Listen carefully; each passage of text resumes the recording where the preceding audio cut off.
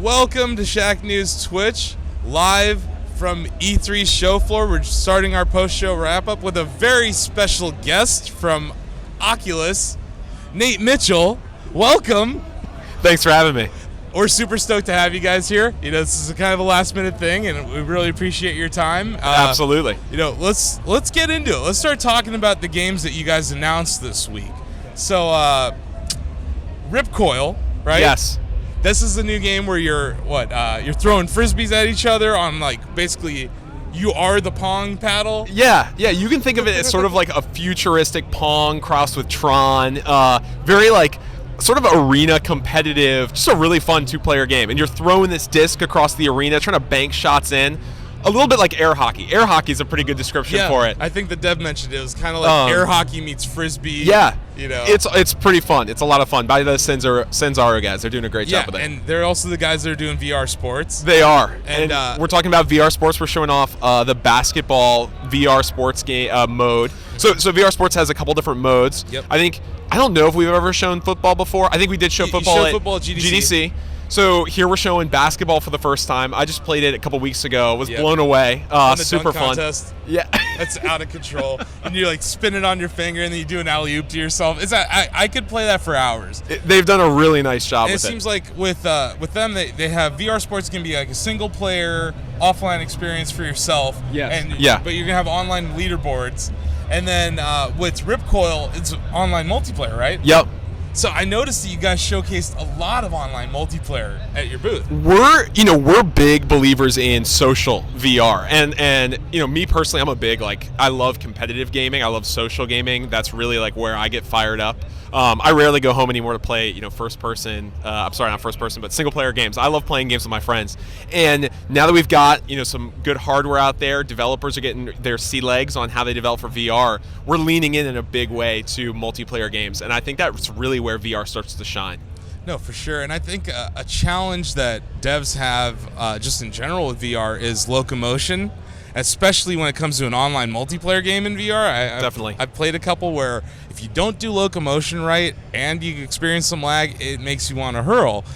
What I've seen with what you guys are doing, especially with Ripcoil, I was standing there and the only way that I was moving was literally just by shifting my weight. How is that happening? Are your sensors actually detecting where my body is located? Or? So we would have to talk to the Ripcoil guys to know exactly how they're doing it, but I think a large part it's based off head position. Oh. So the moving your body really helps you. Actually, it's pretty hard to play just doing this. Yeah. But when you do this, it actually feels good. It really maps to the game in a really positive way. You're super immersed while you're doing it. And definitely. It's funny because the first game I lost. You were playing with another journalist across the way, and I was like, okay, I got to do this for Shacknews. I can't lose.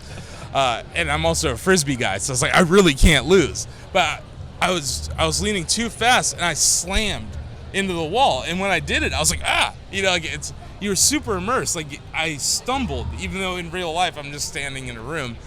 It was super immersive, and I just think that's the key for good online multiplayer is not breaking the immersion.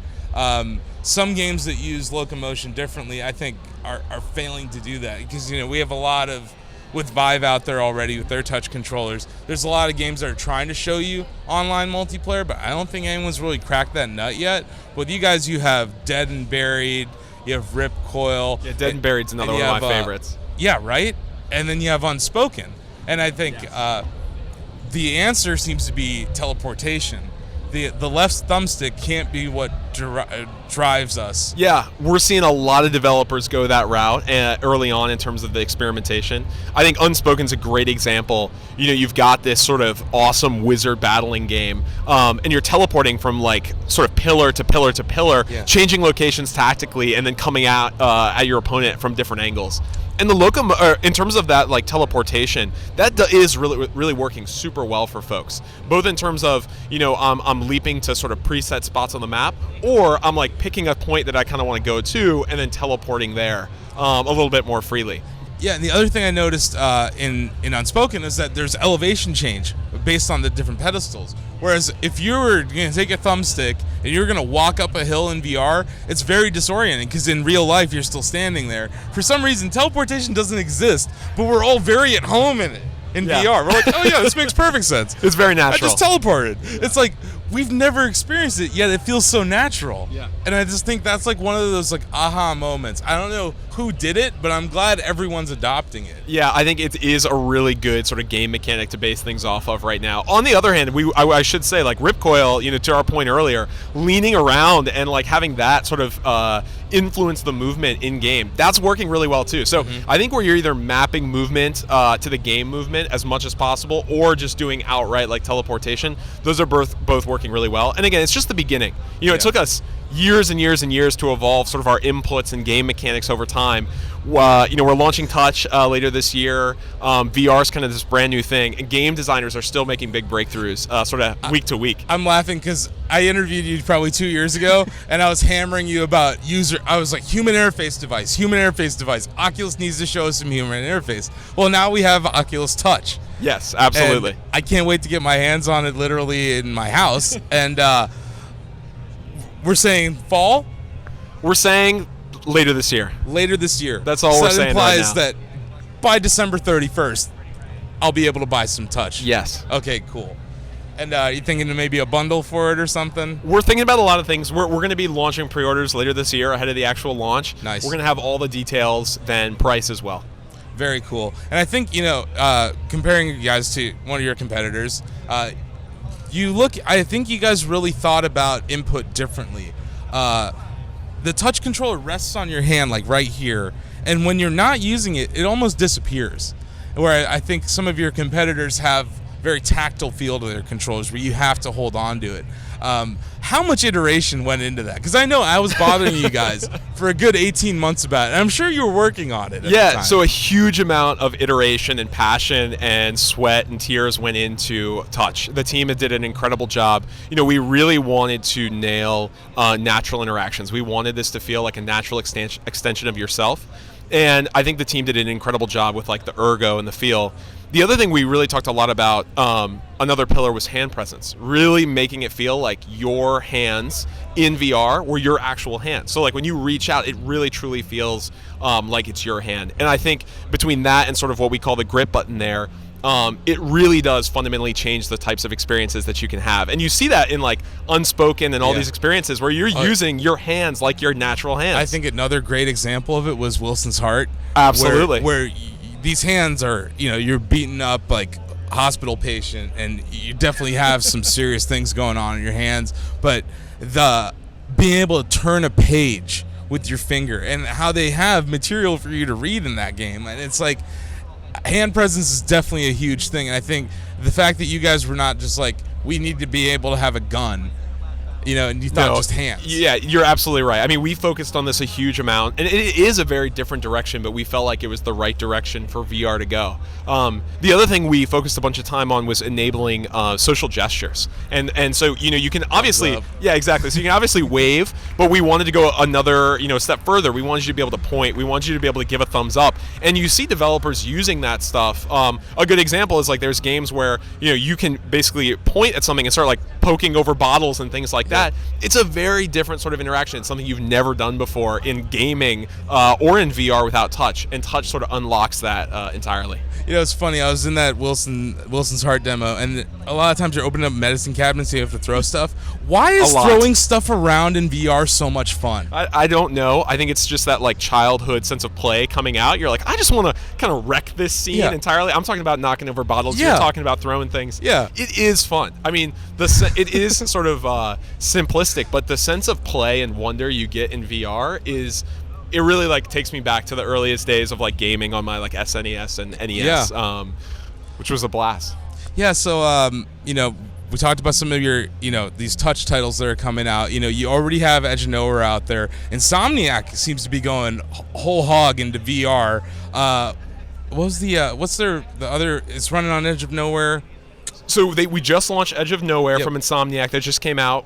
They've got Feral Rights, which is coming out soon. Yeah. And then we've talked a little bit about Unspoken, which is the wizarding game. But going back to Feral Rights, they've done an awesome job with this sort of action brawler, open world sort of thing in this jungle. I definitely think I was talking to Jason Rubin, our head of content, about it today. And in terms of the immersion of being in this sort of jungle locale, it really is pretty magical. Yeah, and I was joking with them. I'm like, did you guys ever play Altered Beast growing up? Because it definitely felt like it that. Harkens back. Yeah, just a little bit. And there's a little bit of Zelda in there. There's a little bit of Altered Beast. Like it's fun. It's this nice balance, and it uses the Edge of Nowhere engine, which I guess is the same as Ratchet and Clank. I was talking to them about that earlier, and I was like, dang, like these guys have, I think they cracked something with third-person VR and how their camera algorithm works, because they were talking about breaking 180 degrees and how that really hurts people. And what they did, I think the innovation in that game where there's a line that shows you once you cross this line with your character, the camera's about to change. It prepares you for something that would have been a little bit more shocking or jarring. And I didn't feel that way in Edge of Nowhere, but some other titles that aren't by Insomniac seem to haven't figured out how to do that as smoothly. Yeah, I think it goes back to what we were talking about before, that all these new game mechanics are being invented like sort of from scratch. Yeah. Sort of, again, game to game. The Insomniac guys have done just an incredible job. I remember seeing some of the earliest like camera prototypes that they were working on, and to see all that sort of fundamental game design work come to fruition in Edge of Nowhere and Feral Rights and Unspoken is just awesome. They're doing an incredible job. And let's talk about the market here for a second. The market for these games. I've talked to some anonymous developers here that they make FPS. They make traditional shooters, and they hate VR, and they're so negative about it. And I'm like, you guys just don't know how to develop for VR. And I think what's going on right now, and I think we talked about this a little bit before, but for our audience, like, this reminds me of the early 90s in PC gaming, where the consoles were still making bank, and those console makers weren't willing to take risks like id and 3D Realms did in the past.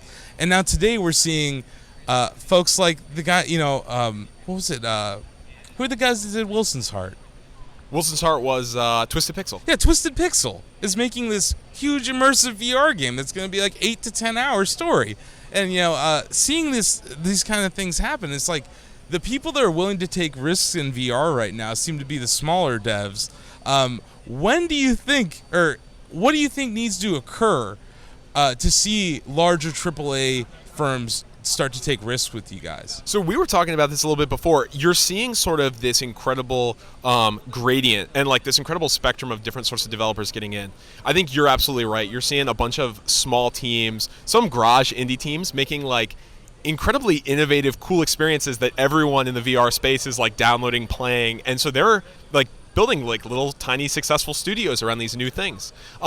There's sort of a middle tier of devs. We're investing really, really heavily into the content ecosystem with Oculus Studios and our publishing team to try to enable some of these bigger budget titles that you're seeing. And then, we're sitting right next to the Ubisoft booth. Yeah. They announced Star Trek Bridge Crew, which I've heard is amazing, which looks super fun, and Eagle Flight. And so you have some AAA studios and publishers getting into the space, but with really made for VR titles, not necessarily trying to port some existing, big IP into the space. And then, Sony's doing a bunch of interesting stuff too. So there's this whole gambit of stuff. But I think back to your point, some of these big established players, VR is very new. It is a small market where we're sort of just taking off in a big way. We're shipping, PSVR is coming out later this year. Vive's out there. Gear VR is growing in a really, really big way. It is going to take a little bit of time for this. It's going to take a few years for this to get to the size of some of these established big markets. But there is, again, so much innovation happening in this space, big opportunities there for the people that want to take big risks and sort of break new ground, sort of like harkening back to the early days of PC with VR. So how much is the onus on Oculus right now for you guys to feel responsible for curating and creating content? Like, are you guys going out there and looking at some of your third-party devs and saying, maybe we should just buy these guys? Because I know, you guys have a market cap now of $300 billion, so it's not like you're... Our perspective on this is we do feel it's really, really important to kickstart this ecosystem, right? We've always talked about trying to do what's best for VR. We're investing a huge amount, I think more than any other company out there, period, in the ecosystem to get developers kickstarted, to make sure that there's actually great content for Rift users, for Gear users, and that's something we just think is so super important, because great content means that there's going to be a bigger audience, and a bigger audience means that developers are making more money, and developers making more money means they're making bigger games, and that's actually, going back to it, that's what's going to suck the big publishers and developers into this space when there is a significant audience, and we want to do that and make that happen as fast as we freaking can by investing as much as possible, and sort of accelerating that evolution as best we can with the resources we have. Having known you guys since Kickstarter, I've seen how Facebook has really amped your whole growth cycle and your innovation cycle. With Rift just shipping this year, knowing you guys, knowing that you have some awesome prototypes out there, without any commitment, what do you think the refresh cycle on an HMD for VR should be? And not saying like, it's not going to be an every year thing, right? Because you guys are still shipping Touch this year. There's going to be a lot of great software to come. Where do you see that cycle being? Is it a 2-year thing? Is it a 3-year thing? Do you have something really cool that you're not showing me today? I can't comment on this. Okay. I think it's too early to say for sure. Yeah. I think honestly what you're going to see is a lot of people do a lot of different things. Yeah. I'll give you like a really quick idea of this. Like Gear VR is something that with Samsung we've iterated on almost every 6 months basically. And even though you're not seeing big changes in the sort of headset that we're selling, we're investing a lot in the software, the ecosystem. Samsung's investing a ton in the phone technology. Mm-hmm. And so that mobile phone industry is moving really, really fast on the VR system side. I think you're going to see some people in the PC ecosystem move pretty fast. I can imagine 1 to 2 year cycles. I think you're going to see people in the PC ecosystem move slower, go with like a 4 or even longer cycle, and maybe the same thing in the console space, a bit more mapped to their tech cycle. Now the consoles have lost their mind. They're doing Xbox every year.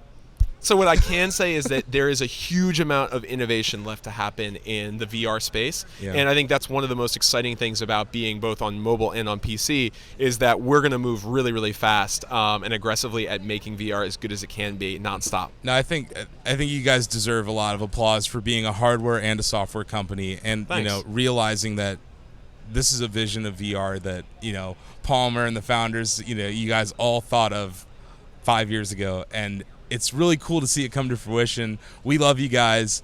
Thank you. We love you guys. Thank you for coming to the booth. Thank you for doing it for Shacknews. Absolutely. Yeah. Thank you. Yep. Have a good rest of the show, Nate. Yeah, you too. Yeah, thanks. Well, stay tuned, guys. We're doing our wrap-up right now, but we're going to let Nate get out of here. And, thanks a lot. No, seriously. This was awesome. My pleasure. Yeah. Awesome.